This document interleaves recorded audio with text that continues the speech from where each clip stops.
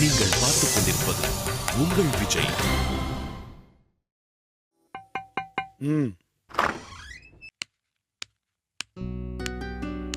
Sir, நீங்க கேட்ட டீடைல்ஸ்லாம் இந்த ஃபைல்ல இருக்கு. அப்புறம் அதை மெயில் கூட அனுப்பிட்டேன் சார்.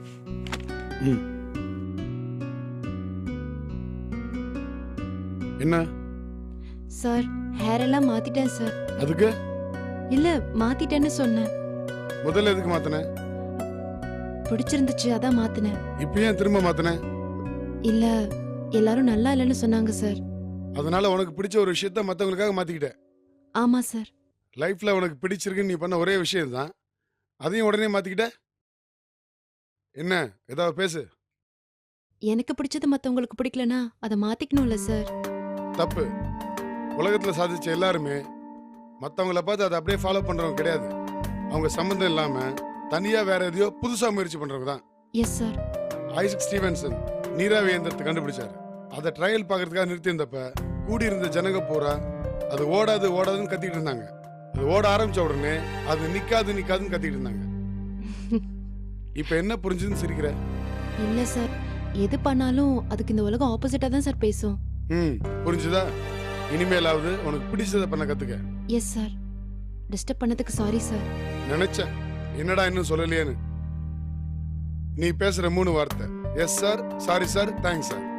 அதுல எஸ் சாரும் சாரி சாரும் சொல்லியாச்சு. அடுத்தது தேங்க்ஸ் சார் தானே? ஆமா சார், தேங்க்ஸ். ஒரு கண்ட்ரி ஹெட்டை உங்களை மாதிரி அவமானப்படுத்துற ஒரு டீமை நான் இது வரைக்கும் பார்த்ததே இல்லை. Sorry sir. வரிசையா சொல்லிட்டே போவாத. அப்புறம் சாரி எதுக்கு சொன்னேன், தேங்க்ஸ் எதுக்கு சொன்னேன், ஒன்னொன்னுத்துக்கு தனியா உட்காந்து காரணம் தர முடியாது. ஆக்சுவலா தேங்க்ஸ் மட்டும் தான் சார். எதுக்கு தேங்க்ஸ்? நான் இன்னைக்கு இங்க வேலை செய்யறதுக்கு நீங்க தான் சார் காரணம். புரியல. எங்க அப்பாவை கூப்பிட்டு அட்வைஸ் பண்ணீங்கல்ல சார். ஆமா, உனக்கு, உங்க அப்பாவுக்கு, இன்னும் உங்க ஊர்ல யாராருக்கெல்லாம் அட்வைஸ் பண்ணோம்? இல்ல சார், அவ்வளவுதான் சார். படிச்ச பொண்ணு தானே நீ. உங்க அப்பா வானது பின்னாடி ஓடி போயிட்ட. இல்ல சார், அது உன்னை பிரசன்ட் பண்ண சொல்லி ஒரு ப்ராஜெக்ட் தரேன். நீ அப்பா கோச்சிட்டாருன்னு லேட்டா வந்து டென்ஷன் பண்ணிட்ட. Sorry sir. இப்படி அர்த்தமே இல்லாம சாரி சொல்ற நிறுத்து. Yes sir. படிப்புங்கிறது ஒரு மிகப்பெரிய ஆயுதம். அதை வாங்கி பரன்ல போட்டு உட்காந்துருக்க. பல சமயங்கள்ல நம்ம எதிரிகள் நம்ம அம்மா அப்பாவா, நம்ம சொந்தக்காரங்களா, இல்ல நம்ம ஃப்ரெண்ட்ஸா இருக்கலாம். நமக்கு நல்லது பண்றதா நினைச்சு கெட்டது பண்ணுவாங்க.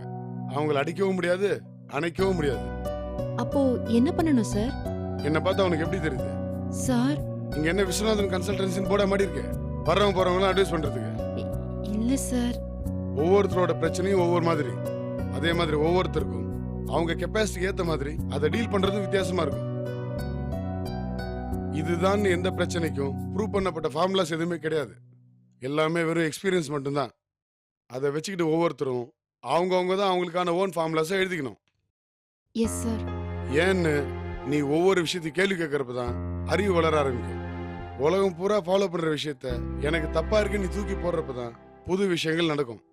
ஒய் அண்ட் நோ இந்த ரெண்டும் பெரிய ஆளுங்களோட முக்கியமான வார்த்தைகள். ஓகே அண்ட் எஸ் இந்த ரெண்டும் அடிமைகளோட வார்த்தைகள். ஏன்னு கேட்கறதுக்கு நிறைய தைரியம் வேணும், முடியாதுன்னு சொல்றதுக்கு நிறைய வில் பவர் வேணும். இந்த 2 குவாலிட்டிஸும் வளர்த்துக்க, எல்லாம் சரியாயிடும். Yes sir.